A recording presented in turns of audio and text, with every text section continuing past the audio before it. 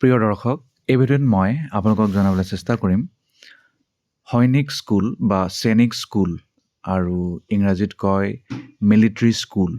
Military school সাধাৰণতে হাই school আৰু higher secondary স্কুলৰ লগতে জড়িত। ইয়াৰ বাহিৰে মিলিটাৰী কলেজো আছে ভাৰতবৰ্ষত। গতিকে মিলিটাৰী স্কুলত যদি আপুনি PGT TGT শিক্ষক হ'ব বিচাৰিছে তেতিয়াহ'লে কেনেকুৱা শিক্ষাগত অৰ্হতা লাগিব, চেলেৰি কিমান হয়। চেলেৰি অবভিয়াছলি যদি আপুনি কম্পেয়াৰ কৰে ইয়াত বহুত বেলেগ ধৰণৰ হয়। গতিকে চেলেৰি কেনেকুৱা তাৰ বিষয়ে ক'ম, চিলেকশ্যন প্ৰক্ৰিয়া কেনেকুৱা হয় তাৰ বিষয়ে ক'ম, আৰু অন্যান্য গুৰুত্বপূৰ্ণ কথা মই কৈ যাম। যদি আমি অসমৰ কথা কওঁ, অসমৰ গোৱালপাৰাত আছে সৈনিক স্কুল, এটাই আছে অসমত। কিছুমান ৰাজ্যত দুটা আছে, কিন্তু মেক্সিমাম ঠাইত টোটেল এটাই আছে। আৰু যদি আপুনি অল ইণ্ডিয়া লেভেলত চাই ভাৰতবৰ্ষত মুঠ 35 সৈনিক স্কুল আছে। কিছুমান ৰাজ্যত দুটাকৈ আছে, কিছুমানত এটাকৈ আছে, আৰু নৰ্থ ইষ্টৰ বহুকেইটা ৰাজ্যত এটাকৈ আছে আৰু চবত নাথাকিবও পাৰে। আপোনালোকে নিজে এইটো ৰিচাৰ্চ কৰি ল'ব। সৈনিক স্কুল কেন্দ্ৰীয় চৰকাৰৰ আণ্ডাৰত থাকে। সৈনিক স্কুল থাকে মিনিষ্ট্ৰী অফ ডিফেন্সৰ আণ্ডাৰত। গতিকে মিনিষ্ট্ৰী অফ ডিফেন্সে সৈনিক স্কুলৰ দ্বাৰা এইটো এটা প্ৰক্ৰিয়া হাতত লৈছে যাতে মিলিটাৰী যিসকল ষ্টুডেণ্ট, মানে মিলিটাৰী পেৰেণ্টছ থাকে বহুত, গতিকে তেওঁলোকৰ সন্তানৰ আৰু অফিচাৰ যিসকল থাকে মিলিটাৰী অফিচাৰ, তেওঁলোকৰ মাজত যাতে কোনো পাৰ্থক্য নহয়, সকলোৱে যাতে সমভাৱে চান্স পায় পঢ়া শুনা কৰি, যাতে তেওঁলোকে পুনৰ মিলিটাৰী অফিচাৰ হিচাপে যোগ দিব পাৰে বা মিলিটাৰী বিভাগত যোগ দিব পাৰে। সেইটো কাৰণে মিলিটাৰী স্কুল চলে। মিলিটাৰী কলেজো আছে, মিলিটাৰী স্কুলো আছে। এতিয়া মিলিটাৰী স্কুল সাধাৰণতে ক্লাছ 6ৰ পৰা ক'ৰবাত 9ত আছে। গতিকে তেনেকুৱাত মানে এণ্ট্ৰি থাকে। আপুনি তাৰ পৰা এণ্ট্ৰি লৈ আগবাঢ়ি যাব পাৰে, আৰু তাত বহুত এটা বেলেগ ধৰণৰ আপোনাক শিক্ষা দিব। অকল চেলেবাছতে সীমাবদ্ধ নেৰাখি আপোনাক বহুতো প্ৰেক্টিকেল স্কিল তাত শিকোৱায়, যিবোৰ মানে আৰ্মিত বহুত প্ৰয়োজন হয়। আৰু তাৰ বাহিৰে NDA যিটো নেশ্যনেল ডিফেন্স একাডেমি আৰু INA ইণ্ডিয়ান নেশ্যনেল আৰ্মি, গতিকে তাত সোমাবলৈ মানে তাত যদি আপুনি অফিচাৰ হিচাপে সোমাব বিচাৰিছে, তাৰ কাৰণে মানে আপোনাৰ ৰাস্তাত তেওঁলোকে প্ৰস্তুত কৰে। গতিকে ইয়াৰ বিষয়ে মই কৈ যাম। আৰু প্ৰত্যেক বছৰে বিভিন্ন সময়ত বহুতো ঠাইত আৰ্মি স্কুলৰ, মানে আৰ্মি নহয়, আৰ্মি স্কুলটো বেলেগ, এইটো মিলিটাৰী। গতিকে মিলিটাৰী স্কুলৰ বাবে মানে মিলিটাৰী স্কুলত বহুতো পদ ওলাই থাকে, PGT TGT আৰু নন টিচিঙৰ অন্যান্য।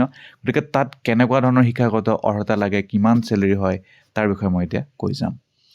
আৰু তাৰ কাৰণে তেওঁলোকৰ অফিচিয়েল ৱেবছাইট চেক কৰি থাকিব, তেতিয়া সকলো তথ্য গম পাই থাকিব। সৈনিক স্কুল ছ'চাইটি বুলিও আছে, গতিকে সেইটো চেক কৰিলে আপোনালোকে গম পাই থাকিব যে ক'ত পদসমূহ ওলাইছে। বা যদি আপুনি অসমতে থাকিব বিচাৰিছে তেতিয়া অসমৰটো চাওক, আৰু যদি ভাৰতবৰ্ষৰ যিকোনো ঠাইত আপুনি যাবলৈ ইচ্ছুক, কোনো কথা নাই, তেতিয়া আপোনালোকে সেইটো চাব পাৰে। তেনেকুৱা কথা। মিনিষ্ট্ৰী অফ ডিফেন্সৰ আণ্ডাৰত থাকে, মই আপোনালোকক কৈছিলোঁ। যদি মই PGTৰ কথা কওঁ, ইংৰাজী PGT যদি ইংলিছৰ কথা কওঁ, তেতিয়া ইয়াৰ কাৰণে মাষ্টাৰ ডিগ্ৰী থাকিলেই হ'ল আপোনাৰ ইংৰাজীত। আৰু যদি আপুনি ইণ্টিগ্ৰেটেড পষ্ট গ্ৰেজুৱেট কৰি থৈছে আৰু লগত আপোনাৰ BEd আছে, মিনিমাম 50% আছে, তেতিয়াও চলি যাব।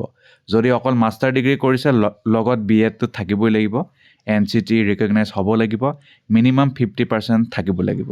3 বছৰীয়া ইণ্টিগ্ৰেটেড যদি BEd MAd কৰিছে, মিনিমাম 50% আছে, তেতিয়াও চলি যাব।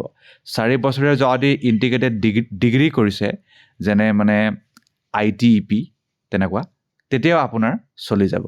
লগত ইংৰাজী মিডিয়ামত পঢ়োৱাৰ ক্ষমতাটো থাকিব লাগিব। CTET আৰু ষ্টেট টেট যদি পাছ কৰি থৈছে, আছাম টেট, কম্পিউটাৰ নলেজ আছে। আৰু যদি আপোনাৰ residential public school, proficiency in game, curricular এক্টিভিটিজত যদি আপোনাৰ তেনেকুৱা আছে এক্সপিৰিয়েঞ্চ, তেতিয়া আপোনাক ডিজায়াৰেবলহে। বাকী আপোনাৰ মিনিমাম কোৱালিফিকেশ্যন থাকিলেও আপুনি এপ্লাই কৰিব পাৰিব। বয়স 21 বা 40 বছৰ তেনেকুৱা হয় সাধাৰণতে।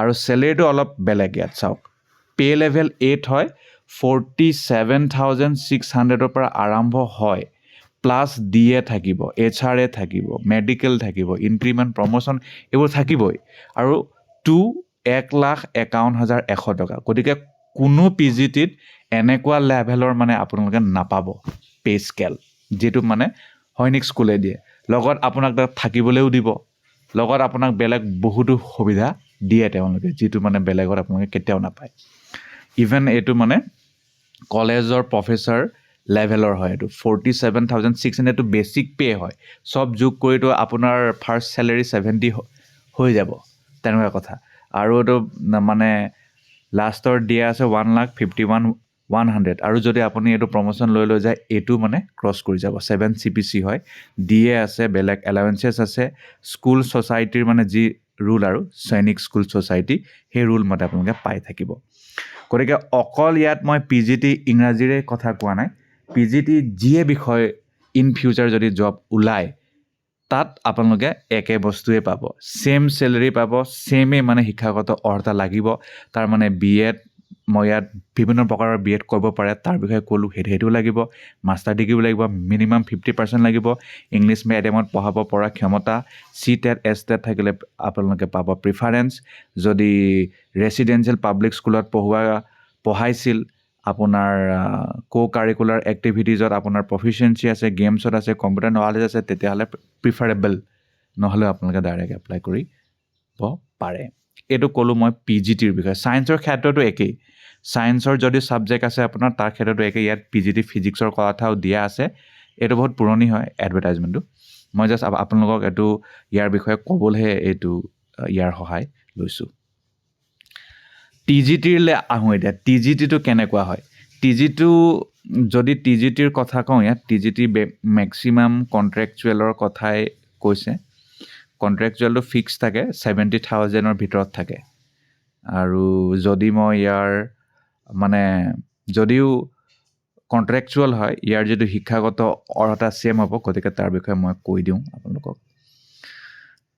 TGT সোশ্যাল সায়েন্সে ধৰিছো ইয়াত যিকোনো বিষয়ত গ্ৰেজুৱেচন লাগিব আৰু মিনিমাম 50% লাগিব হেতু ফিক্স হয় লগত যদি BA কৰি থৈছে হেতু চলি যাব আৰু BEdতো 50% থাকিব লাগিব CTET যদি থাকে প্ৰিফাৰেন্স পাব বা STET থাকিলেও STET মানে ষ্টেট যেনে আমাৰ Assam TET English language proficiency যদি আপোনাৰ মাষ্টাৰ ডিগ্ৰী থাকে তেতিয়া আপোনালোকে প্ৰিফাৰেন্স পাব যদি মানে TGT কাৰণে জব কৰিছে মানে এপ্লাই কৰিছে তেতিয়াও আৰু একে ৰেসিডেন্সিয়েল পাব্লিক স্কুল আৰু গেমছ আৰু কো কাৰিকুলাৰ এক্টিভিটিজত যদি আপোনাৰ এক্সপেৰিয়েন্স আছে আপুনি প্ৰিফাৰেন্স পাব কম্পিউটাৰ নলেজ থাকিলে প্ৰিফাৰেন্স পাব বয়সটো খালি 21 পৰা 35 TGT টো এটো অলপ কম হ'ব তেনেকুৱা স্যালাৰিটো ষ্ট্ৰাকচাৰটো ইয়াত বিশেষ দিয়া নাই কিন্তু স্যালাৰি ষ্ট্ৰাকচাৰটো অলপ মানহে কম হ'ব আমাৰ PGTত কৈ কাৰণ কনসলিডেটেড যদি ফিক্স দৰমহাৰ কথা কওঁ হেটোৱে মানে 70 ভিতৰত 68,697 তেনেকুৱা হয় আৰু ইয়াত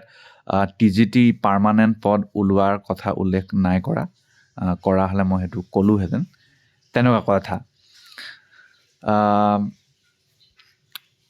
ইয়াৰ বাহিৰে এটা কওঁ যে সিলেকশন প্ৰক্ৰিয়াটো কেনেকৈ হ'ব সিলেকশন প্ৰক্ৰিয়া তেওঁলোকে পৰীক্ষা পাতিব আপোনাৰ general knowledge 15 mark general English 15 marks basic maths 10 mark subject আপোনাৰ নিজৰ বিষয়ৰ 60 মাৰ্ক টোটাল 100 মাৰ্কৰ পৰীক্ষা পাতিব গতিকে হে পৰীক্ষাটো 1 ঘণ্টিয়া হ'ব হেতু মানে আপোনালোকে পাস কৰিব লাগিব আৰু পাস কৰাৰ পিছত শিক্ষকসকলে নিজৰ স্কিল দেখাব লাগিব ক্লাছ ডেমনস্ট্ৰেচন কৰিব লাগিব লেসন প্ল্যান থাকিব লাগিব এপ্ৰোপ্ৰিয়েট টিচিং এড হেবুৰ দিব আপোনাক আৰু ক্লাছ ডেমনস্ট্ৰেচনটো হোৱাৰ পিছত ইন্টাৰভিউ হ'ব ইন্টাৰভিউ যদি আপুনি পাস কৰিব পাৰে তাতো আপোনাক বিভিন্ন ধৰণৰ টিচিং ৰিলেটেড প্ৰশ্ন সুধিব যদি আপোনালোকে হেতু পাস কৰিব পাৰে তাৰ পিছতহে আপোনালোকে মেৰিট লিষ্টত যদি নামটো আহে তেতিয়া আৰু চাকৰিটো লাভ কৰিব ধন্যবাদ